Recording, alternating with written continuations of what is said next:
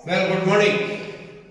चलिए अब हम लोग स्टार्ट करें हमारा अगला वीडियो जो आएगा। अब हम लोग स्टार्ट करते हैं प्रिज्म के ऊपर। Okay, now we are moving on to prism. अब तक हम लोगों ने लेंस के ऊपर पढ़ लिया था, कॉम्बिनेशन ऑफ लेंस भी हमने पढ़ लिया, ठीक है। Now we are moving on to prism. Now this is prism. Prism, चलिए एक बार वीडियो में देख लें कि क्या ये प्रिज्म आ रहा कि नहीं आ रहा जो मैंने लिखा है। Yes, it is correct. So prism क्या है? Prism it is bounded by a 3 glass surface. 3 glass surface से मिलकर बना हुआ है। ये 3 ग्लास सरफेस प्रिज्म इस तरह का होता है। It is bounded by a 3 glass surface. ये देखो प्रिज्म कुछ ऐसा होता है।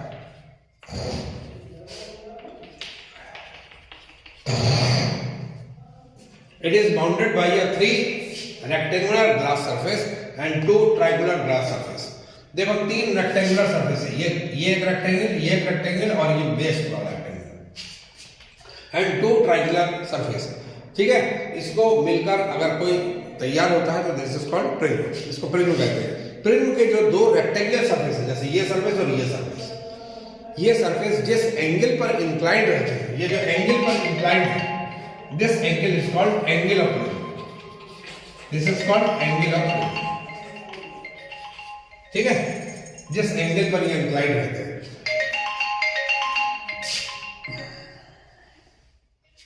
हेलो,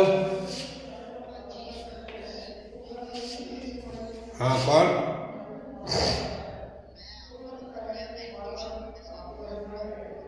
कौन सी क्लास? 12th में? 12th का तो सब कुछ खत्म हो रहा है। अब क्या कौन से स्कूल के हो? तो अभी तो एक चैप्टर बस बचा है, बस हमारा हर जगह है एक चैप्टर बस बचा है, इसके बाद रिवीजन स्टार्ट हो रहा है। अंडरस्टैंड? समझ में आया मेरी बात? अभी बेटा तुम तो अभी तक कहाँ पढ़ रहे थे? कहाँ? कैंप में? तो क्यों छोड़ दिए वहां? तो ऑनलाइन ही चल रहा है अभी, तो हमारा भी यहाँ ऑनलाइन चल रहा है। हाँ, ऑनलाइन हर जगह चल रहा है बेटा, ऑफलाइन अभी नहीं चल रहा है, ठीक है। हाँ ठीक, अभी ऑफलाइन तो मना है ना, कलेक्टर के ऑर्डर नहीं है अभी। कलेक्टर ने ऑर्डर नहीं दिया, 30 दिसंबर तक बंद करके रखा है। 30 दिसंबर तक कलेक्टर का ऑर्डर नहीं है ऑफलाइन का, नहीं तो हम ऑफलाइन ले लेते हैं। हमारा वर्मा सर सबका बंद पड़ा है।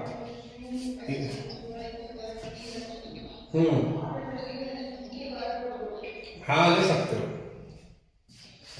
ठीक ठीक। तो ये एंगल ऑफ प्रिज्म, तो ये आ गया एंगल ऑफ प्रिज्म, मतलब 2 स्लैंट सरफेस, 2 स्लैंट सरफेस जिस जगह पर झुकेंगे, जब झुकेंगे तो उस एंगल को कहा जाएगा एंगल ऑफ प्रिज्म, ठीक है। और ऊपर का ये जो कॉर्नर रहेगा, this is called edge of prism. Prism का जिसको कहते हैं किनारा, उसको कहते हैं एज ऑफ प्रिज्म। समझ में आ गया? यस, इसको एज ऑफ प्रिज्म, इसको एंगल, ये एंगल ऑफ प्रिज्म। समझ में आ गया? चलिए अब मैं इसी को लेकर एक प्रिज्म अगर बनाया जाए तो हम सामने का हिस्सा ये बनाते हैं, खाली ये एक्चुअल है रिफ्रैक्टिंग सरफेस। ये जो दोनों सरफेस है, this is called refracting surface. Refracting surface, इसको रिफ्रैक्टिंग सरफेस कहा जाता है। और नीचे वाला जो रेक्टेंगल पोर्शन है, ये वाला, ये नीचे वाला जो रेक्टेंगल पोर्शन है, ये वाला, इसको कहते हैं बेस। ये बेस होता है। मेरी बात समझ आ गया? तो चलिए, ये है रिफ्रैक्टिंग सरफेस, ठीक है, इसको कहते हैं एज और इसको कहते हैं एंगल ऑफ प्रिज्म। ठीक है, ये आपको जानना इसलिए जरूरी है क्योंकि आपको एग्जामिनेशन या इसके डेरिवेशन में कई जगह इस तरह के वर्ड्स यूज होंगे, तो उसको इसलिए जानना जरूरी है। दूसरी चीज ये कि अगर मैं प्रिज्म ऐसा बनाया, अब आपको प्रिज्म ऐसा बनना, तो ये सरफेस के ऊपर परपेंडिकुलर ये ड्रॉप किया जाएगा, इस सरफेस के ऊपर परपेंडिकुलर ये ड्रॉप किया जाएगा यहाँ पे। समझ में आ गया? तो ये सरफेस के ऊपर परपेंडिकुलर ये, यहाँ पे परपेंडिकुलर ये, यहां से लाइट रे जो भी चलेगा this is called incident ray, यहां से जो लाइट रे चलेगा दिस इज कॉल्ड रिफ्रैक्टेड रे, यहां से जो लाइट रे बाहर निकलेगा दिस इज कॉल्ड इमर्जेंट रे। समझ आ गया? इसको कहते हैं इमर्जेंट रे। ठीक, तो चलिए अब अपन एक एक करके बनाते चलते हैं। क्या इनके जरा प्रिज्म। तो अब हम लोग करने जा रहे हैं प्रिज्म। तो प्रिज्म में सबसे पहला हम डायग्राम जरा बना के देख ले कि अगर मैं ये डायग्राम बनाया, जैसे ये डायग्राम है, इसमें ये मैंने परपेंडिकुलर ड्रॉप किया, ओके, यहां से ये इंसिडेंट रे, ठीक। अगर ये प्रिज्म नहीं होता तो लाइट रे तो ऐसे निकल जाता है, but due to presence of prism ये लाइट रे नॉर्मल की तरफ बेंड हो जाएगा। तो ये लाइट रे ऐसे बेंड हो गया, सपोज ये ऐसे बेंड हो गया। दिस इज कॉल्ड रिफ्रैक्टेड रे, this is called incident ray and perpendicular ये ड्रॉप किया, ये आ गया emergent. So this is called angle of incidence, this is called angle of refraction, this is also called angle of refraction and that is called angle of emergent। ये angle of emergent हो गया। तो incident ray को forward बढ़ाया और emergent रे को backward बढ़ाया।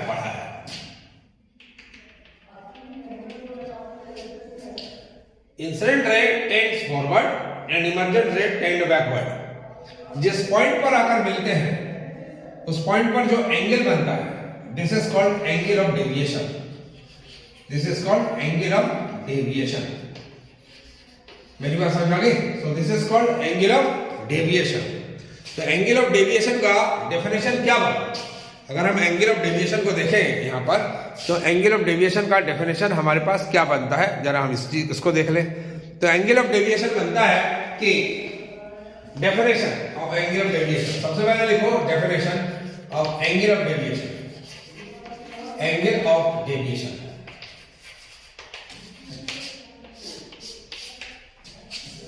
If incident when light ray strikes on a glass prism, देखिए when light ray strikes on a glass prism, then incident ray tends forward and emergent ray tends backward.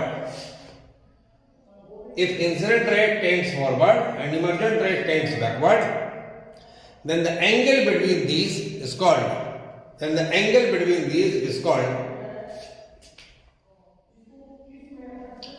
angle of deviation. It is shown by delta, इसको delta से show करते हैं।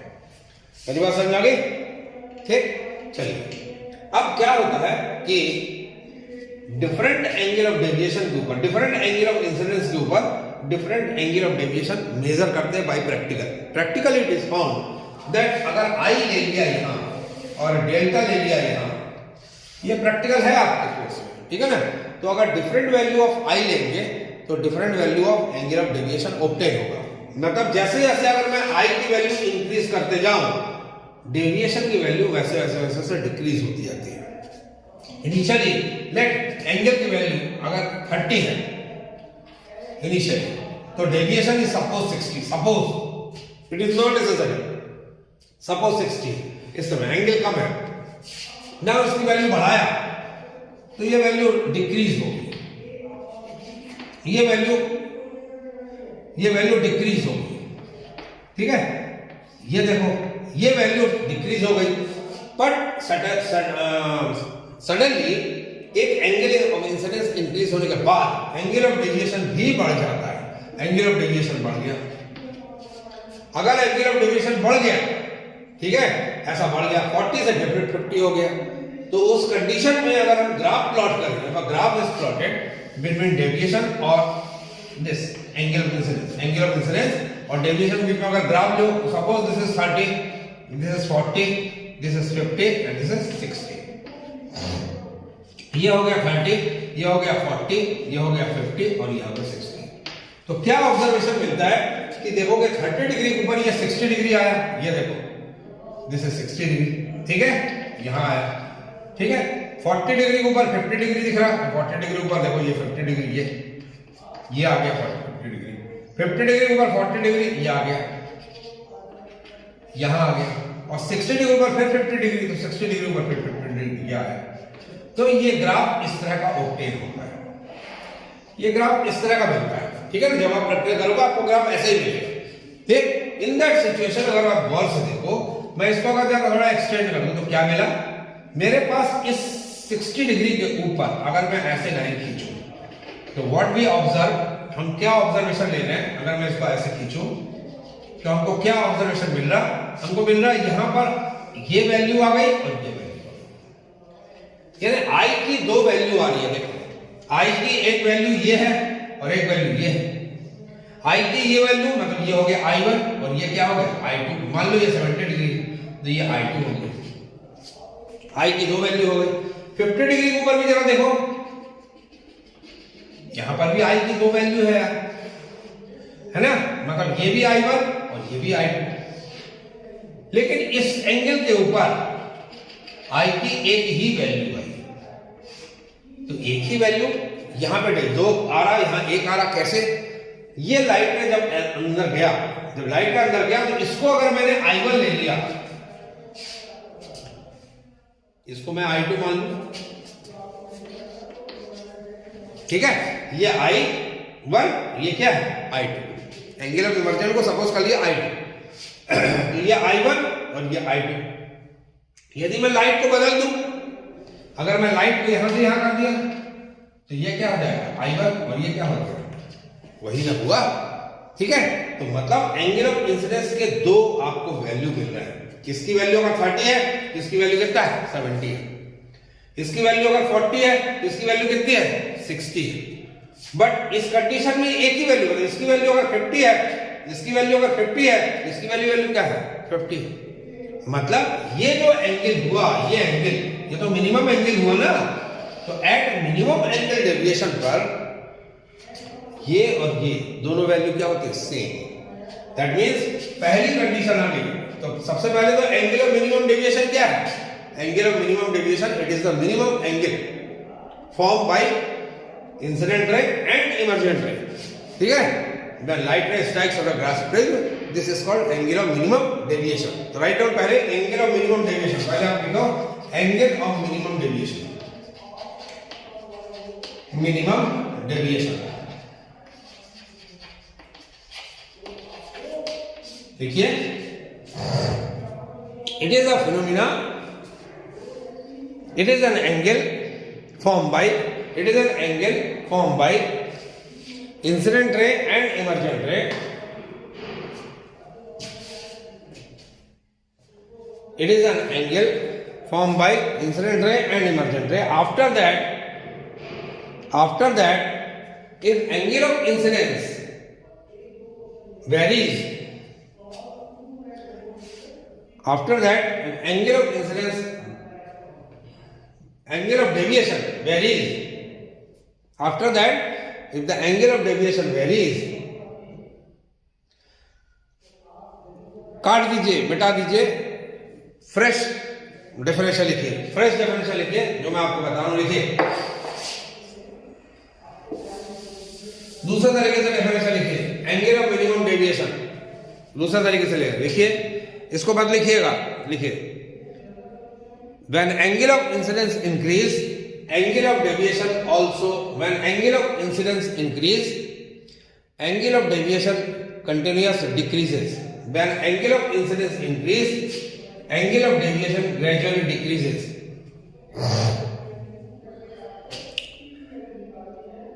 After that, angle of deviation, after that at one angle, after that at one angle of incidence, angle of deviation also increase, angle of deviation also increase. Therefore the minimum value of angle of deviation is called, minimum value of angle of deviation is called angle of minimum deviation, is called angle of minimum deviation. It is denoted by del m. इसको denote करते हैं del से, इसको कहते हैं del m। ठीक है, चलिए नीचे लिखिए, if a graph is plotted, if a graph is plotted between incident ray and between incident ray, incident angle, if the graph is plotted between incident angle and angle of deviation,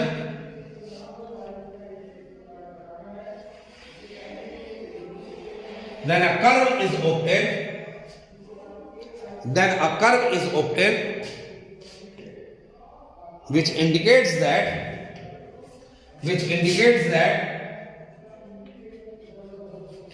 at minimum value of deviation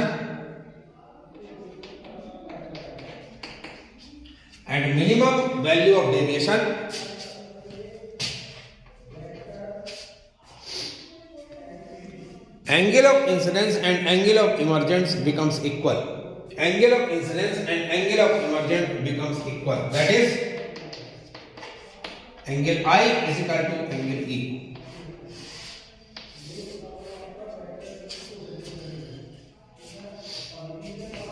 Angle I is equal to angle E. और angle I1 is equal to angle I2. तो sign कर लूंगा इसके बाद वहां जाऊंगा. मैं अभी वहाँ पढ़ा रहा हूँ लेडीज स्टॉप क्योंकि वहाँ स्टैंड चाहिए angle I1 is equal to angle I2. Okay, चलिए, ये था पहला कंडीशन. नंबर सेकंड कंडीशन जरा देखें कि डेल एम कंडीशन में क्या होता है. ये ग्राफ आप प्लॉट कर लेना.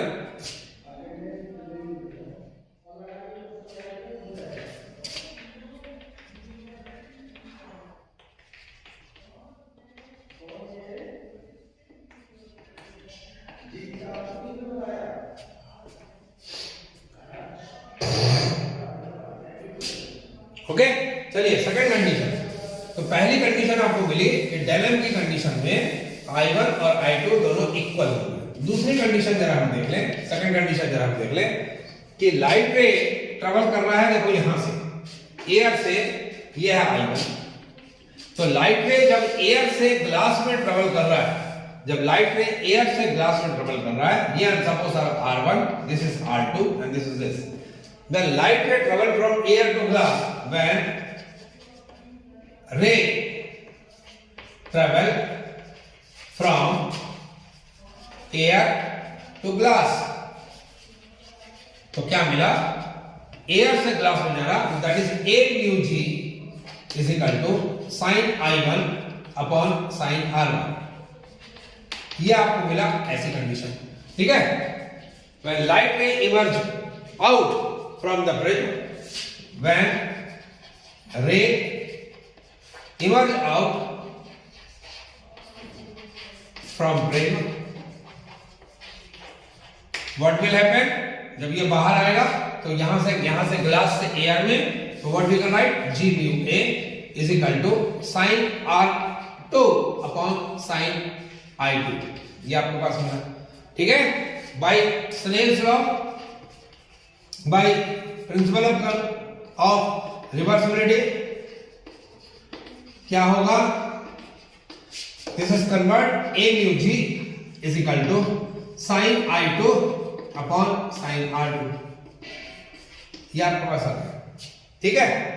तो यहां इसको कंपेयर करें बाय फर्स्ट एंड सेकंड. तो यहां पे क्या आ गया? By first and second.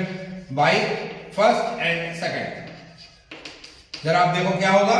sin I1 upon sin R1 is equal to sin I2 upon sin R2. अब आपको ये मालूम है I1 is equal to I2 as I1 is equal to I2 in del M. ये condition में ये होता है. So therefore sin I1 is equal to sin I2. Hence sin R1 is equal to sin R2 और R1 is equal to R2.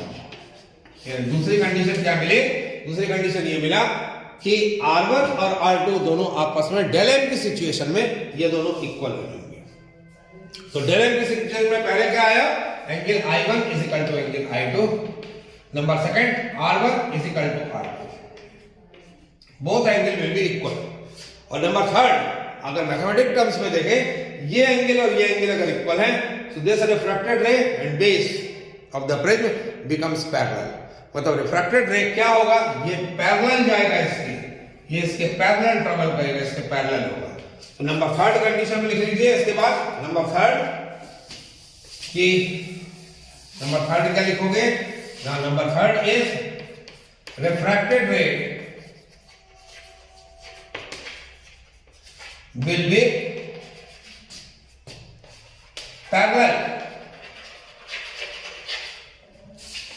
to the base of prism. समझ में आ गया? तो चलिए, ये वीडियो का फर्स्ट पार्ट था अभी का। अभी मेरी एक क्लास है, तो मैं उस क्लास को अटेंड कर लूं, and after that second video फिर मैं आपको बना के भेजता हूं। ओके।